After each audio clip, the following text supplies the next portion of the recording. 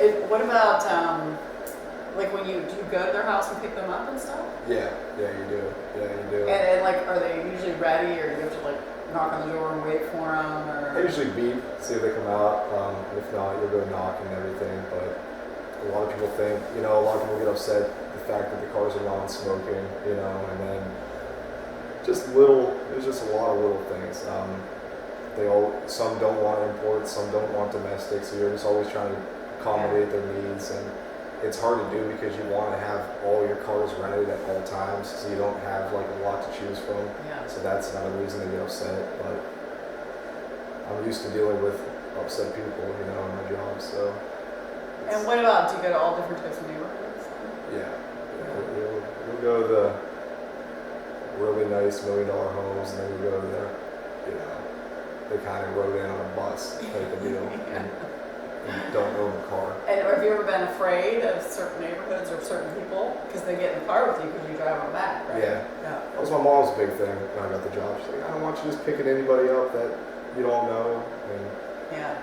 it's I don't get scared over that stuff, but yeah, I mean, some people will come after a pickup, walk into the office, like my coworkers, and just say, I can't wait on this person, you wait on them, and you just... After like being in the car with them? Yeah, because they were getting yelled at the whole way, so... Yeah, that happens on a daily basis, believe it or not, yeah, it does. It's amazing how people feel they can treat others. Yeah, that's boggles my mind because I'm always polite, and some people just get in there like, just literally yelling at you. Even today, I had a lady just yelling at me for no reason, Yeah. saying that she didn't want a certain option that we offered, and I was like, well, I was the one that helped you out a couple weeks ago, and you initialed right here for it. She's saying, no, you forced me into that. I'm like, I don't do that. It doesn't benefit me. Why would I do that? Yeah. But, yeah, it's just got to kind of just step back and be empathetic and try to accommodate them. Yeah. Now, so the job prior to this, you were a prison guard. Yeah. And how long did you do that? 7 months. 7 months. 7 months. And what was your takeaway from that? I was, believe it or not, at that job I would say to myself, well, nothing could be worse than this. Not that my job now is worse, but the stress level is the same. But my takeaway from that is, I graduated from business class. I was on from business school at YSU, on the dean's list 5 times, got exceptional grades, and then you kind of graduate and you're thrown in the real world, and it's so hard to find a job nowadays, and it really was. So my buddy, he's a cop, he patrols at night in Poland here, and he's like, just apply at the prison. You can use your degree there, you'll move right up, you'll be like a case manager, you'll evaluate the prisoners' cases, and you need to have a degree to do that. And I'm like, all right, I'll give it a shot. He's like, well, you have to start off as a corrections officer. And I don't know anything about it, so I live in Poland, obviously, so I've never dealt with like those types of people. We have like no crime here. Everyone's well off, so. So what was your first like few weeks on the job like then? That was the worst part. I get there. So first day, you're just shadowing people. You're not officially working, and my superior just starts he's like, you gotta come to my office right now. And I'm like, okay. He's like, is there a reason you didn't shave?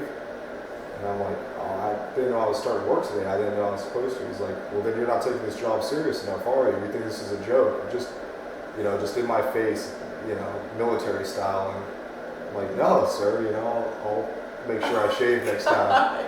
So you walk through, they scan you, they pat you down, they use the wand, and they just kind of treat you like almost an inmate. There's no trust involved at all, even for people that work there. You're kind of ridiculed on the same terms as the inmates are. So you kind of walk through,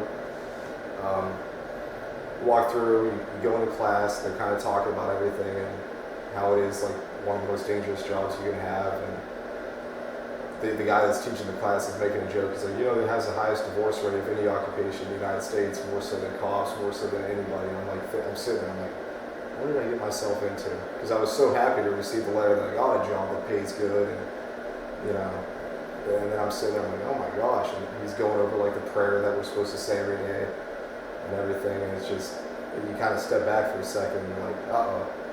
So then we're in class for a couple of days just learning about all the ethics and learning about all the policies and everything. And he's like, all right, I'll walk you to one of the dorms where all the inmates are housed, and I'll just show you guys what it's like. So I remember like doing that for the first time. You walk in there, and there's just 300 inmates out right next to you, Oh my and God. just staring at you. They want to stare at you. They want to just get any rise they can off you. You know? What was your feeling that first time? You're scared. I mean, I was just scared. Really, you can't show it because that's a big thing they say. You can't show any intimidation because they'll feed upon that. So you have to just kind of look right back at them. And it was every walk of life that was in prison? Yeah, anyone from the age of 18. We had one guy that was in his 80s, and he's been there for life, for murder. Which ended up being like one of my buddies, not buddies, but he considered me like a friend, and you can't show favoritism there or anything. But once I did get into it, this guy, every day I would work, and he would come up to me and tell me a different joke that he had memorized every single day. He never missed, and just raunchy, like dirty, just the dirtiest stuff ever. And some of the stuff he says, I mean, he was kind of racist, and there's all these other guys around, you know. I'm like, yeah, be quiet. I know you can't hear good, but Oh my God. I don't want to hear this stuff, you know. You're gonna get in trouble. But yeah, that first day, I never thought that I would get so used to it that you just walk in there with murderers and rapists, and it was just natural, you know. After a few months, it was just so natural. But it was an experience because there were 300 of them, just my partner and I, for a 12-hour shift. I mean, you're locked in the dorm with them, so you're basically in prison with them. And you have no control whatsoever. I mean, they do run the prison. If something were to happen, all you have to do is you hit your man down button, and there's a response time of up to 5 minutes, which by then anything could happen. So What was like mentally, how was that to work there? And then how did that affect you? And then leave, like that's what your day is composed of. Yeah. To be, I mean, when you went home, like, did it take you a long time to just get out of that mode? And I mean, it did. I mean, the training you went through, they always said like just put a shield on and remove it like once you leave. But easier said than done. I mean, you'd be walking around outside of work, and you're always looking behind your shoulder because you don't want people walking up on you. You're always like keeping your distance on people like that you never would before. And my man down button was on my shoulder here, so like anytime I would go to like, you know, brush my teeth or do anything, I would hesitate because I was afraid I was going to hit it, you know. oh my God. Forever. I mean, I still do that sometimes, but it's been months. Wow. But it drains on you. I mean, you would just leave upset, just mad because the job. I mean, you see it on TV and everything, and it's always chaotic, and it just really is. But you're basically an adult babysitter. These people have been institutionalized so long that the smallest things are the biggest deal to them, like having toilet paper, you know, having sheets, things that you don't consider are the biggest deal to them. They're just constantly complaining, constantly whining, and it's hard because you know what they're in for. A lot of them, like, this guy's in here for murder, and he's complaining because he doesn't have enough toilet paper. Yeah. And you have to like actually provide for him, but you're thinking like you killed someone, stop complaining, you know. Yeah. And you can't do that. You can't show favoritism in one, and you do. It's terrible, but you do start relating to some of the guys, you know, and you want to start. Of course, yeah. Yeah, it's hard, and then you kind of got to brush off, you know. Is it Yes. depressing to just realize that this is their life, and does that kind of like rub off on you a little? Yeah. Like, you know, that you're just, you know, I'd imagine it absorbs some of that. Right. You do, because a lot of them, and you hear them say it all the time. There's nothing for me on the outside. I mean, this is it. This is my life. I'm like, well, you're getting out 5 years, and he's like, this is like camp. I don't want to leave. You know, like, There's some of them that don't want to leave. there's quite a few that don't want to leave. Why? I have no idea. Is it because that they never had a happy life outside of prison? something that stands out to me, it was late, and I was at a desk like behind glass. I mean, they could come right in. There's no door that blocks you, but there's glass right there, and then they could come in, like if they have a need, talk to you. So you're out in the open with them, but there's just one separation. Well, I gathered like a big crowd because everyone was just talking about nonsense like in front of my desk. And the one guy starts talking about how he like never had a dad. And the other guy was like, oh, my dad had a dad, but never once did he say I love you. You know? And then another guy joined in, well, I don't know who my parents are.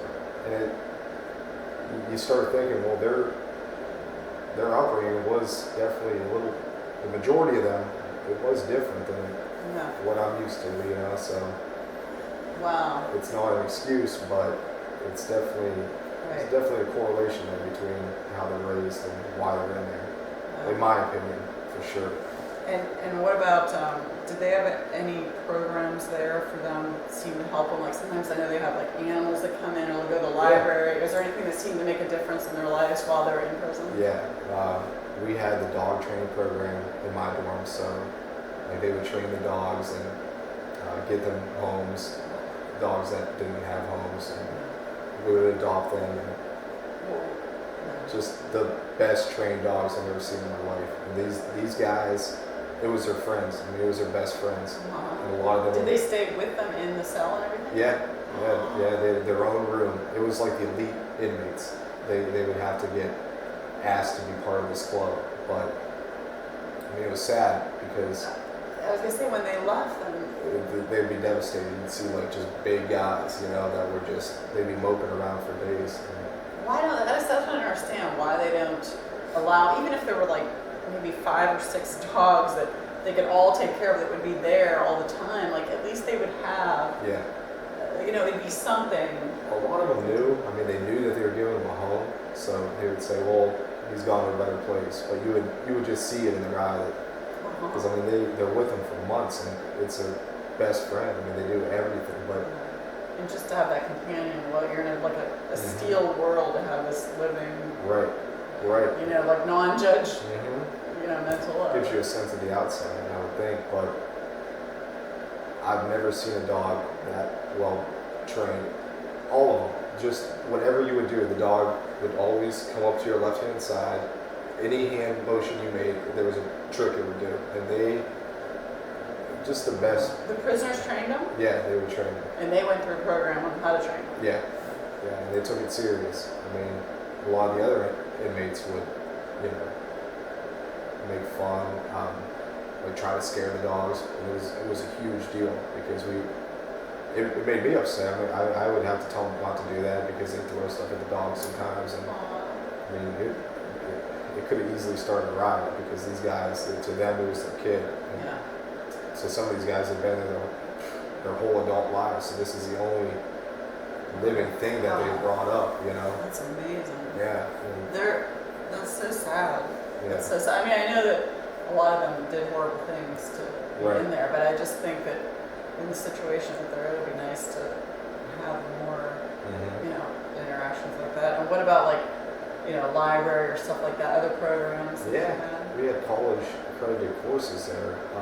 They seem to enjoy that. They did. I mean, even me at YSU, I had a professor that would teach in prison, and he was talking about it briefly, and he's like, you know, I tell you guys to read a couple chapters that night. I come in the next day and maybe a quarter of the class, if that, even open the book to look at it. He's like, I'd assign a chapter. I'd come in the next week. They'd all have the whole book read, you know. My God. And you would see it every night. I'd walk down the aisles doing my rounds every 15 minutes. And a lot of them take it very serious because they realize, like, once I get out, I need my education, so I'm going to try as hard as I can while I'm in here. Then you had the others. They're supposed to go to class. We'd open the door to let them out. They wouldn't be accounted for. I mean, they just didn't want to do it. Didn't want to do it. Didn't want to do it. But no, was it 2 per cell, or you had your own cell, or? It was dorm style, so there was 150 on one side of the dorm, locked in, okay? And then on the other side, there's another like 150 roughly. So there's just bunk beds lined up in a row. Oh my God. It's They don't even have rooms. No. It's just in a big room No. with 150 people. Right. It's barely insulated. How do they even? I mean, they're all just sleeping like that. That just has to be so uncomfortable. Sleep. I mean. To have 140 people in the same room sleeping. Yeah. And literally, you have to walk sideways in between each bunk. That's how much separation it is. And the only thing they have to contain their belongings is 2.4 cubic feet of box that they keep everything in. And anything not issued by the state, anything, like whether they make a little paper something, because they make anything out of anything, we would have to confiscate because it's considered contraband. What about things that family members could give them? Pictures and stuff were acceptable as long as they're not too vulgar, which that happens a lot too. But I've never imagined that, and I haven't really studied prisons a lot. Now, what about family visits and stuff? Yeah, there's the one guy, I mean, mind you, I was in the dorm with mostly murderers, rapists, and then there'd be your occasional drug dealer in there for selling marijuana, sleeping under a guy that was in there for killing 2 people, that had worked his way down the system, obviously, because it was a low security prison. But yeah, they would come in. The one case that stands out is a guy that was in there for vehicular homicide. Nicest guy to talk to, just a stand-up guy, clean cut, very religious. He would always do stuff in the local community, like build houses for the less fortunate and stuff. And he came in crying. You could see it on him, like a tear. I'm like, "You all right?" So he walked right past me. "I'm all right." He walked past, turned around, came back. He's like, "I just saw my daughter for the first time in like a year. She's 3 now, and she always thought that I was at work." That's what my wife would say to her. Well, today she looked at me and said, "Daddy, why don't you stop working so much and come home?" And he said it just killed him. Like he couldn't take it. He had gone out, drank a little too much, and ended up causing fatality in a car accident. But he turned himself in. He waited there on the scene, turned himself in. Not that it makes it right, but he knew what he did, and he lives with it every day. And you can really tell that it affects him. How long is he in for? Like 5 more years, I think. Yeah. That's amazing. And then he's in with people that kill people. Yeah. It's okay. So before, what job would you have then? Before they college jobs, before you had the prison job, what job would you have then? Detailing cars. I started my little car detailing business. It was your own business. Yeah. Wow. Yeah, and it really took off. Like while I went through school, even right when I graduated, I rented a shop in the town next to this one, and it was a big shop, 6 bays. I had 2 people working for me, 2 buddies that would work for me. I would pay them daily. We would just start detailing cars. And why did that end? Benefits. I didn't have benefits. When winter would come, it really slowed down. But the days I was working, I made a lot more money doing that than anything else. I mean, we'd do 2 or 3 cars a day, $150 a car. I gave my buddies $10 an hour. I mean, I'd leave almost every day with $300. It was. Wow. It's definitely something I'm working on now too, to open something like that. Yeah. But, and that was that you just got a system down to where if you're paying that much money, where you're just like vacuuming and shining everything. Yeah. And it was just. Okay. I offered tons of different packages, and you would see what your expenses were per car. It was roughly like $10 to $15 depending on what I did. But we got it down. I mean, remember when I started, it took like 5 hours per car. With 2 of us, we got it down to like 3 by the time I was done. So we made good money real quick. That's amazing. The word of mouth, it exploded. I mean, because I did in high school, just with a buddy of mine, an older guy, we would do it in his garage, and that took off. So I had all those people, and then they started telling their friends, and I do them on the weekends still. I mean, I got people that call me probably every other day to do their cars. And It's amazing. Yeah. Wow, and then to have something like that, and then to be a prison guard, yeah, to me is so one extreme to the far other. removed. I mean, yeah, Yeah. that's amazing. So that's eventually you're going to branch more into that, and maybe continue up with enterprise, or you don't Yeah. know what you're going to I do. don't know what I'm gonna do yet. See where Enterprise takes me, but You want to stay in Poland, Ohio? yeah, I just bought this house Nice house. a month ago, so Oh, it's been a month. well, I've been here for 2 years. I did it as an investment. My parents' neighbor, she's a realtor, Yeah. so I remember talking to her, and I was like, me and my buddies, we want somewhere to rent. And she's like, you don't want to rent your whole life, blah, blah, blah. And I'm like, no, I don't. She's like, I know the best deal ever on this house. And it's going into foreclosure, it hasn't hit the market yet. I'm like, really? I know that house, which is this house. She's like, you can get it for X amount of money. I'm like, no way, no way. So at the time, I didn't have a job, but I knew what an investment was, you know? So I came up with this whole business plan of, I can get my buddies to rent, a couple of them. It's a huge house. That would cover the mortgage, that would cover the expenses. You let them know that after this time you'd be kicking them out. Right, yeah. But still, I went to the bank and I was like, I could pay for this house. And the guy's like, buddy, you have no established credit. You don't have a job right now. You just graduated college. That's not going to work. So I was like, there's got to be a way. I don't want this to pass up. So I got my grandma involved. I asked her. She's like, I can't give you $1 because I have all these other grandkids, Yeah. And I was like, well, what if we use what you have as collateral, and then it would be there. I came up with this whole idea, proposed it to the bank. First time they've ever done it before, it ended up working. So, Wow. I mean, I've never missed a mortgage payment in 2 years, and it worked. So. That's great. So then, just last month you booted your buddies out? No, it's still here. It's still here. Still here. Yeah, it's Okay. good. It's good. No, that's good. Yeah, they can help you. Yeah, and I remember telling my grandma, like, I know some of your stuff's assigned, it's frozen right now, but just give me a year, give me 2 years, I'll get it out from under you. And that's what I did last month.